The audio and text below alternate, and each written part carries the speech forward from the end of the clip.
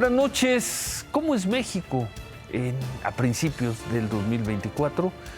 Pues más o menos así, o cuando menos en algunas regiones del país. Hoy por cuarto día hubo una parálisis en Taxco, en Guerrero, una parálisis del transporte. Tienen graves problemas de extorsiones. ¿Y en dónde está el alcalde? Todas las imágenes dicen que está en Madrid, pero él dice que está en Taxco. México, 2024. El alcalde de Taxco, Mario Figueroa Mundo, intentó despistar a sus seguidores en redes sociales, mostrándose en un recorrido en calles de su municipio en plena crisis del paro de transporte en el pueblo mágico por las amenazas de grupos criminales. En una publicación de Facebook, subida a las 4 de la tarde de hoy, agradeció una invitación del Comité de Agua del municipio para dialogar. Pero el alcalde no está en Taxco, sino en Madrid. Y fueron las redes sociales del gobierno federal y de algunos gobernadores de la 4T las que lo echaron de cabeza. El alcalde asistió a la Feria Internacional de Turismo que cada año se celebra en Madrid y donde está una extensa delegación mexicana que incluyó estados como Quintana Roo y Guerrero. Y aunque la duda quiso sembrarse desde las redes sociales del alcalde, que habían guardado silencio total sobre la crisis de transporte, fue el propio Congreso de Guerrero el que terminó de quitar las dudas, ya que hoy se presentó en la sesión del día el oficio con el que el alcalde Mario Figueroa avisaba que se iba a Madrid el fin de semana que empezó la crisis y que estaría por allá 7 días. Ándale pues, seguimos con los temitas. Su amigo Johnny Ramírez y la simpatía de Tierra Caliente. Y les queremos complacer con los corridazos. Mientras, la falta de transporte en Taxco llegó ya a su cuarto día. Las calles siguen luciendo vacías. Pobladores aseguran que los extorsionadores de la familia michoacana no se han presentado a hacer el cobro de piso que regularmente hacían los miércoles. El miedo a que el Grupo Federación Guerrerense cumpla sus amenazas mantiene a Taxco como pueblo fantasma. Y mientras el alcalde Mario Figueroa, quien por cierto busca reelegirse ahora por Morena, sigue en Madrid, fue hasta anoche que a alguien en el gobierno municipal se le ocurrió movilizar patrullas para auxiliar a la población en un horario limitado de 4 de la tarde a 9 de la noche.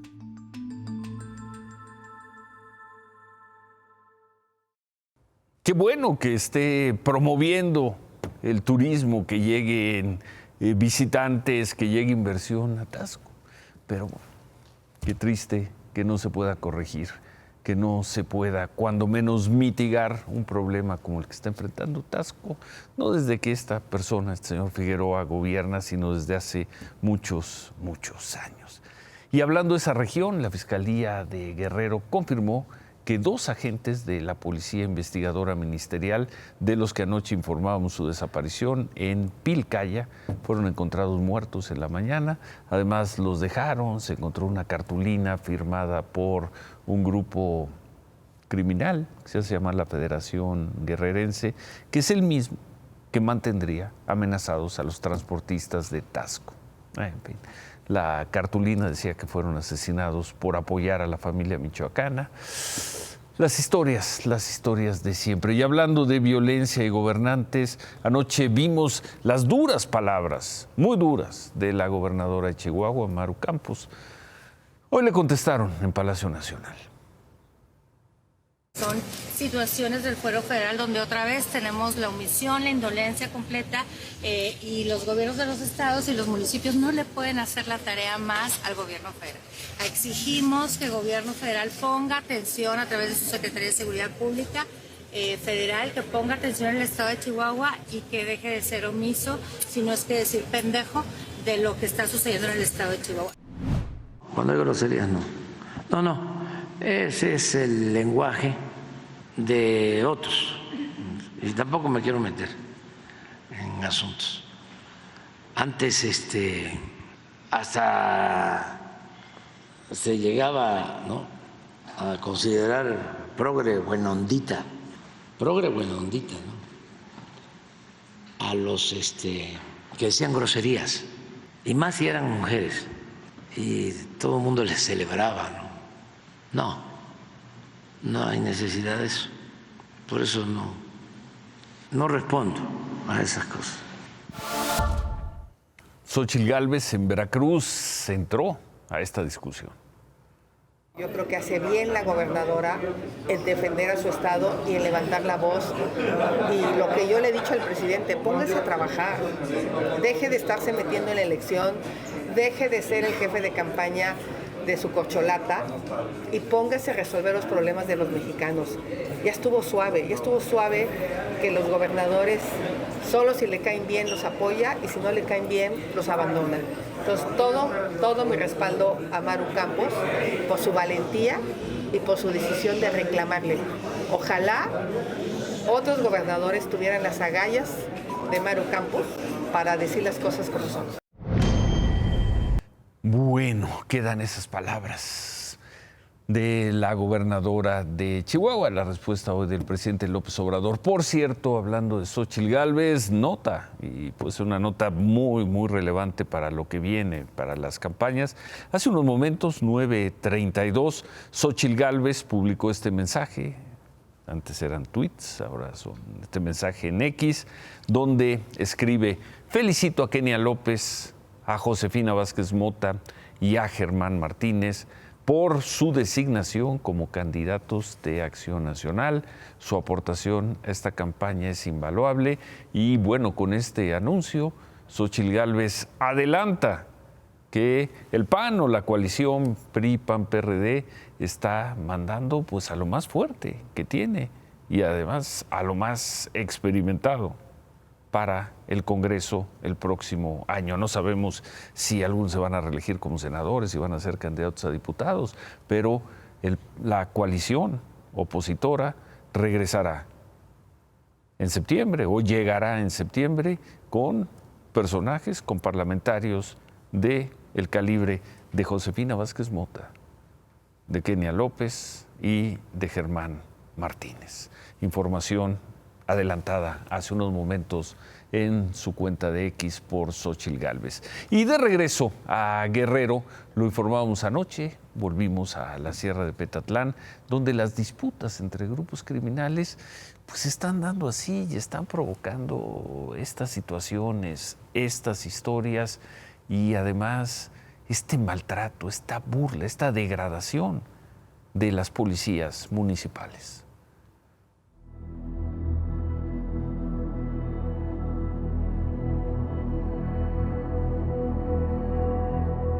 En la guerra que por Guerrero libra la familia michoacana, este es el castigo contra la casa de un enemigo de sus líderes y de su pueblo entero, el paro tal, donde el cártel precipita fuego y clavos sobre niños durmiendo. ¿Este lugar qué es? ¿Es una vivienda? Es una vivienda donde hay familias, niños. Y cuando cayeron los explosivos, que había personas aquí. Sí, cerca. A ver, señálelo por favor para que tenga dimensión el agujero. Pegó otra esquirla en esa parte. ¿Qué pasa eso en una cabeza, oiga? No, pues te quita la vida. Sin duda. Sí. Y hay adentro niños. Sí, pues hay niños siempre. En la casa ya. ¿Y tú, verdad, compañero? Hay niños siempre, familia. ¿Han solicitado ayuda de la autoridad? Sí, pero nada más han subido a dar recorridos y ven todo lo que pasó y ya se retiran luego. ¿Cuánto es el tiempo que más se han quedado cuando han solicitado su presencia? Pues a veces tardan 2, 3 días nada más y ya se retiran y los maleantes vuelven a actuar de nuevo. ¿Qué tan sofisticadas son las bombas con que la familia michoacana abastece a sus drones? Las incendiarias son tan artesanales como botellas plásticas de refresco de 2 litros rellenas de diésel, y las explosivas son simples tubos de acero retacados de esquirlas. ¿Y el Ministerio Público no viene a hacer indagación forense? Pues ya han venido, pero pues nada más ahí ya. Ya hemos puesto la queja con Derechos Humanos también. De hecho, ya nos han entrevistado también a los comisarios y pues nada más dicen que van a hacer algo y no se ha logrado casi mayor cosa. El paro tal Es un pueblo de 200 habitantes en el municipio de Petatlán, en el que se funden la costa y la sierra y que, a diferencia de una docena de comunidades en la región, ha resistido el desplazamiento forzado, en buena parte porque la gente se ha armado. ¿Ustedes quieren gobierno? Claro que sí, porque somos gente campesina que nos dedicamos al campo, a la ganadería.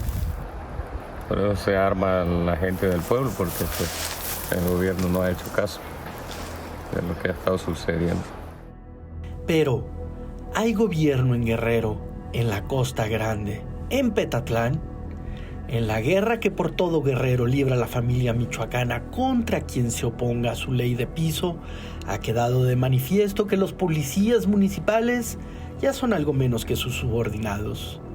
A fines de la semana pasada, sus sicarios castigaron así a un oficial de tránsito uniformado.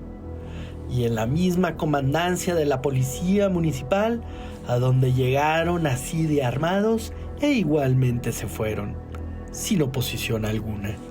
Mi jefe, ya, mi jefe, perdóneme, ya con eso, mi jefe, perdóneme. Ya, mi jefe, perdóneme. No, mi jefe, de aquí en adelante le habla a usted. No, de aquí en adelante le habla a usted, mi jefe.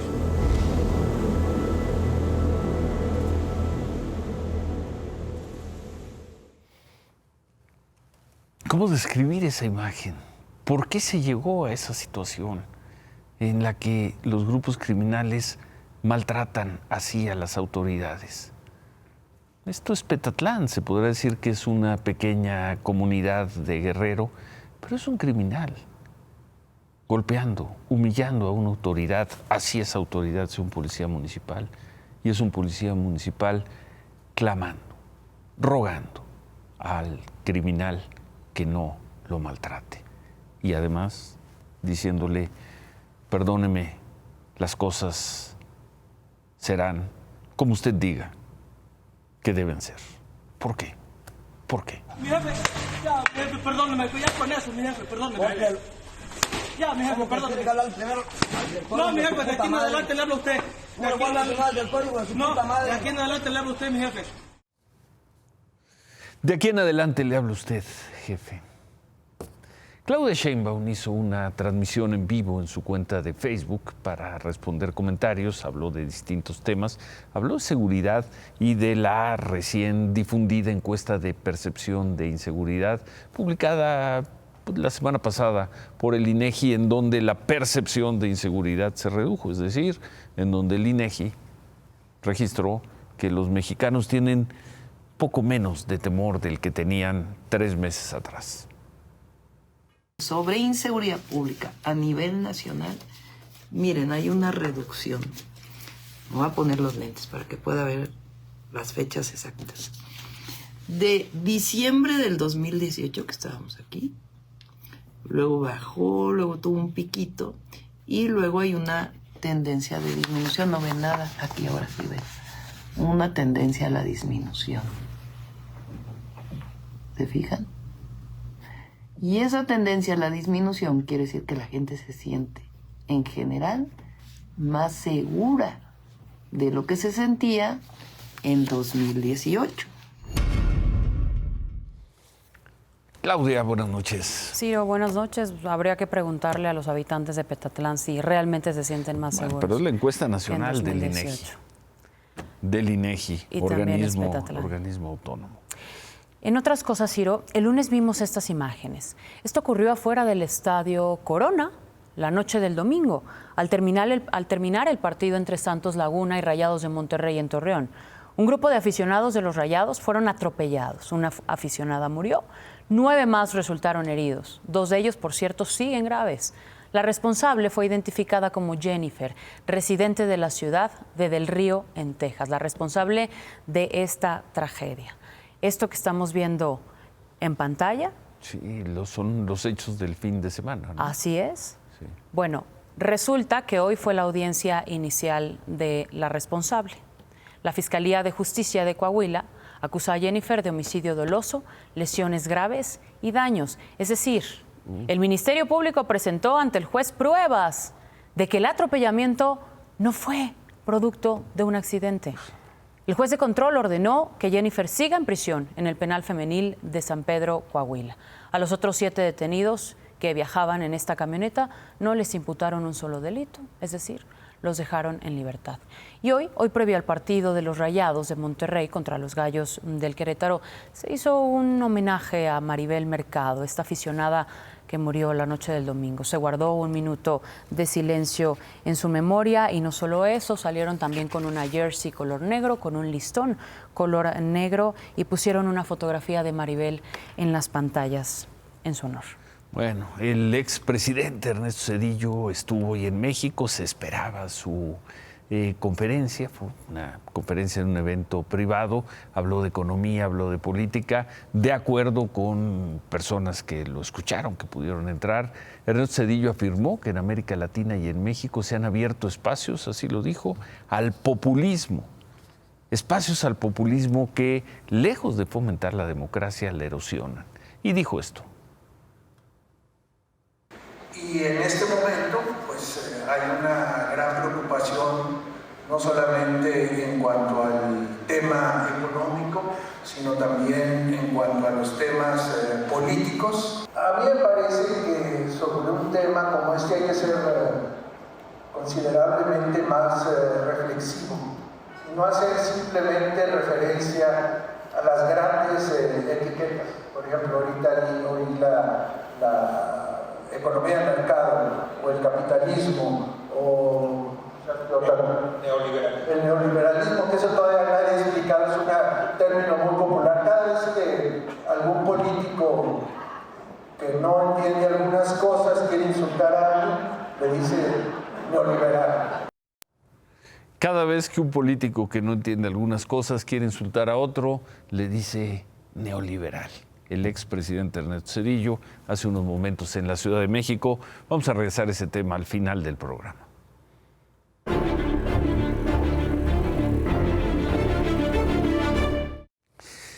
No hubo grandes novedades en la información que dio a conocer hoy el INEGI, las estadísticas de defunciones durante el primer semestre del año pasado, la estadística sobre cuáles son las principales causas de qué mueren o de qué murieron en el primer semestre del año pasado los mexicanos. Las enfermedades del corazón fueron la primera causa de muerte entre los mexicanos durante los primeros 6 meses de 2023. La segunda causa de muerte fue la diabetes, seguida de tumores malignos, enfermedades del hígado y accidentes como la quinta causa. Al igual que en 2022, durante el primer semestre de 2023, los homicidios fueron la octava causa de muerte. Se registraron 15.082 homicidios, es decir, 83 diarios. De acuerdo con las cifras difundidas por el INEGI, los homicidios fueron la primera causa de muerte entre personas de 25 a 44 años y la segunda causa en jóvenes de 15 a 24 años.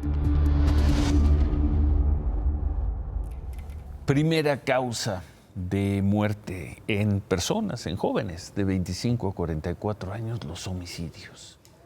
Segunda causa de muerte entre los muchachos de 15 a 24 años, los homicidios.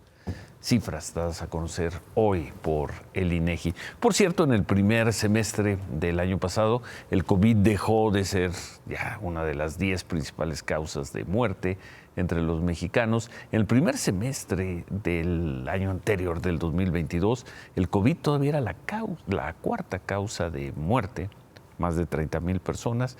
Un año después, y por fortuna, esa cifra se redujo considerablemente. 3,000 a 3,200. Y en otras cosas, a las 3 de la mañana, nos habíamos quedado ayer, preguntábamos por qué no salían de la cárcel los 8 militares acusados de desaparición forzada, la cárcel militar en el campo número 1. Bueno, a las 3 de la mañana finalmente salieron, ya habían entregado los documentos requeridos, ya habían hecho el pago que se les exigía y desde las 3 de la mañana estos 8 soldados del ejército mexicano se defienden fuera de la cárcel. Por la mañana, el abogado César Omar González, uno de los abogados que lo está defendiendo, nos dijo que ya están con sus familias y criticó la carta en donde la secretaria de Gobernación le advertía, es más, directamente la secretaria de Gobernación le advertía a la presidenta de la Corte que los militares se podían fugar. Llegar al cambio de la medida cautelar no fue de la noche a la mañana, no fue ningún favor, fue la estricta aplicación de la ley y la norma. Se impuso la norma y se impuso la división de poderes, afortunadamente. El hecho de que la secretaria de Gobernación envíe cartas a la ministra presidenta, pues francamente no tiene ningún valor, ella no es parte en el proceso, es un sinsentido jurídico. Los militares no fueron dejados libres, no han sido exonerados, simplemente se les cambió la medida para que en vez de que estén en la cárcel mientras se defiendan fuera de la cárcel. Todavía hay 5 soldados, 5 militares en cárceles vinculados con el caso Ayotzinapa. El abogado César Omar González nos dijo que espera que pronto, muy pronto, consigan el cambio de medida cautelar para estos 5 militares. No habría razón, con los antecedentes, con la salida de los 8 hoy en la madrugada, para que esos 5 siguieran en la cárcel. Bueno, y en medio de la propuesta del presidente López Obrador de eliminar los organismos autónomos, hoy la presidenta de la Comisión Nacional de Derechos Humanos, Rosario Piedra Ibarra, salió en su defensa. Esto durante su cuarto informe frente a la Comisión Permanente del Congreso. Rosario Piedra pidió a los legisladores que aprueben la reforma del presidente para que desaparezca la CNDH, que ella preside, y que en su lugar se cree la Defensoría Nacional de los Derechos del Pueblo. Según ella, la comisión es el único organismo autónomo que ha buscado cambiar, pero ya no responde a los derechos y a las necesidades del pueblo. Claro que fue duramente criticada por legisladores de oposición por su cercanía al presidente. Y así la increpó el senador Germán Martínez. A mi generación la marcó esta fotografía. La fotografía de su madre, plural. La fotografía de Cloutier, de Manuel Cloutier, no de Tatiana Cloutier, y de Manuel Cloutier, hijo. Y la fotografía de Cuauhtémoc Cárdenas, que nadie le puede regatear a este michoacano su compromiso con la democracia. Esta fotografía, si usted guarda silencio frente a las violaciones, frente al dinero impúdico que se entrega a Claudia Sheinbaum, esta fotografía a usted le queda grande. Le queda grande la Comisión de los Derechos Humanos y le queda grande el recuerdo de su madre. Yo hago un llamado aquí a que por favor ya no se utilice el nombre de mi madre. Ha de estar en la tumba retorciéndose de coraje de ver cómo usurpadores de las demandas de todo el pueblo de México, de libertad, justicia, en contra de la desigualdad, ahora se convierten en adalíes de la libertad de expresión. Bueno, eso aquí en México. En Argentina, integrantes de la organización sindical más grande de este país hicieron un paro de 12 horas y marcharon contra los proyectos, contra las reformas del presidente Javier Milei a 45 días de su gobierno. En esta protesta fuera del Congreso en Buenos Aires participaron trabajadores del sector salud y transportistas, además de opositores a Milei, exigiendo al Congreso rechazar la llamada Ley Omnibus, que contempla ajustes fiscales, la privatización de empresas públicas y además le otorga a Milei ciertas atribuciones que son, dicen los legisladores, solo atribuciones de ellos, del Congreso. Llamó la atención la cifra de asistentes a esta protesta en Buenos Aires, pero por esto, de acuerdo con el gobierno de Milei, 40,000 personas marcharon, pero los sindicatos dicen que fueron 600,000. Y que en todo el país participaron 1,5 millones de personas. Como aquí, como le hacen aquí. Los otros datos. Sí. Por cierto, Ciro, que también se reportaron algunas protestas contra Milei en otras ciudades del mundo, como Santiago, Sao Paulo, París y aquí en la Ciudad de México. ¿En dónde? Bueno, aquí en la Ciudad de México. Yo no la vi. Gracias, Claudia. No me puedo ir, Ciro. Y no me puedo ir porque hoy a las 11 de la mañana estalló oficialmente la huelga en la planta automotriz de Audi, que está en San José, Chiapa, en Puebla. Ni Audi ni sus trabajadores pudieron llegar a un acuerdo. Los más de 4,000 trabajadores sindicalizados pedían un aumento salarial del 15.5%. Audi les ofreció 6.5%, no lo aceptaron y estalló la huelga. La empresa expresó que se mantienen con plena apertura al diálogo para intentar encontrar una solución. ¿Por qué? Porque dicen que por cada día que no se trabaja dejan de producir entre 700 y 750 vehículos al día. Por lo pronto, la Secretaría del Trabajo y el Centro Federal de Conciliación ya reiteraron su disposición para continuar como intermediarios entre el sindicato independiente y entre Audi, porque dicen que han acompañado estas negociaciones a través de 17 mesas de conciliación y hasta esta noche, después de 17 mesas de conciliación, no hay acuerdo. Gracias, Claudia. Buenas noches. Gracias. Hoy temprano el INEGI, como hace cada 15 días, presentó el avance de la inflación alta, 0.49, casi medio punto en la primera quincena de enero, y esto lleva la inflación anualizada a 4.9. Es un aumento sustantivo respecto a la última quincena de diciembre, cuando la inflación anualizada estaba pues casi 2 décimas, poco más de 2 décimas abajo. El presidente dijo en Palacio Nacional que era un brinquito. ¿Cómo ves, David? La inflación no dio un brinquito, dio un brincote. Ahorita que suba Ciro te voy a explicar qué pasó y cuánto nos debemos de preocupar. Que los precios aumenten casi medio punto porcentual en 15 días. Que la inflación lleve 5 quincenas consecutivas subiendo. Que sea la tercera inflación más elevada en 10 años. Para una primera quincena de enero no es un brinquito, es un brincote.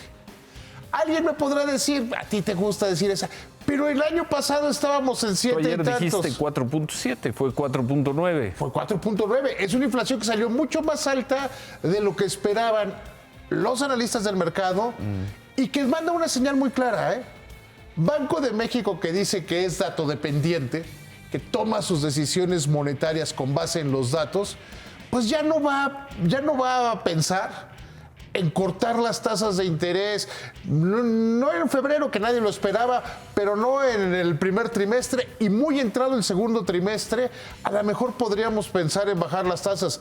La inflación está muy elevada. ¿Y cuál es el problema de todo esto? ¿Cuál es el problema? Hay varios problemas. La economía está creciendo, está llegando la inversión. Hay varios problemas en materia de inflación.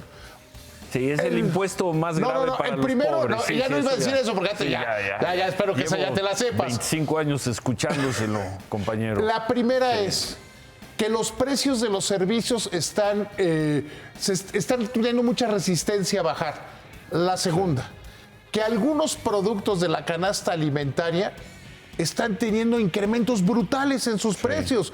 Vimos en esta quincena el jitomate y la cebolla, y que a pesar de todo eso, pues se requiere, como ha dicho bien Coparmex, mejorar el transporte, mejorar la seguridad en el transporte y en el abasto. Muchos de estos productos están viendo influidos por las cuotas, los robos y esa presión que de inflación no baja. Mala noticia. Mala, muy mala. Muy mala. Muy mala. A ver, la meta del Banco de México es 3%. Y estamos 60% arriba de lo que debería ser la meta. Mira, déjame explicarlo con una dieta. A ver, venga. Estás en una dieta, vas bajando de peso, vas bajando de peso. Los primeros kilos son los sencillos, pero ya cuando vas a llegar a la meta son los más difíciles y peor si empieza a haber un rebote. Desde noviembre, la segunda quincena de noviembre para acá, han venido subiendo los precios. ¿Qué vas a estar diciendo ahí dentro de 15 días? Que la inflación sigue muy alta. Y que subirá y pasará al 5. Bueno, es que sí, es medio irrelevante si es 4.9 o 5.1 o 5. Porque luego dicen que no pase de 5 y que si pasa de 5 hay algún problema. No, lo que voy a decir es que la inflación está muy alta. Es muy tremendista. Y que no solo se necesita política monetaria. Es muy tremendista, pero A ver, ni modo, voy a tener que decirlo otra vez. la inflación le pega más a los que menos Sin tienen. duda. Se lleva los aumentos de salarios, se lleva los incrementos a productividad. Eso es lo malo de la inflación y por eso me cae tan mal. Remátala, David. Qué bueno que Ciro no me dijo que era un neoliberal, porque hoy Ernesto Zedillo dijo que se usaba la palabra neoliberal para los que no entendían de economía y querían insultar.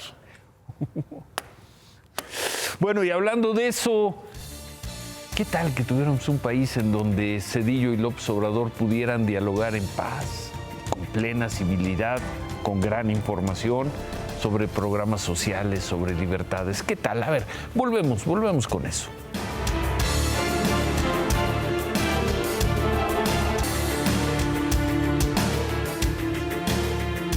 Ernesto Zedillo, como vimos, dio una conferencia, expuso algunas ideas, puntos de vista y se fue. Es probable que no lo volvamos a ver en México en mucho tiempo. ¿Por qué? Pues porque es un expresidente y los expresidentes en México desde hace muchos años son demonizados. Quizá algún día, no pronto desde luego, pero quizá algún día los mexicanos puedan escuchar un saludable intercambio de conceptos y experiencias de expresidentes, como ocurre en tantas democracias, no en las latinoamericanas, no en los países de la polarización y la descalificación permanente. Imaginen que hoy estuvieran dadas las condiciones para un diálogo Zedillo-López Obrador sobre inversión pública, programas sociales, sobre el FOBAPROA, sobre libertades. Habría sido un lujo, habría sido. Se quedan con ¿Qué importa? Gracias. Buenas noches. Ánimo.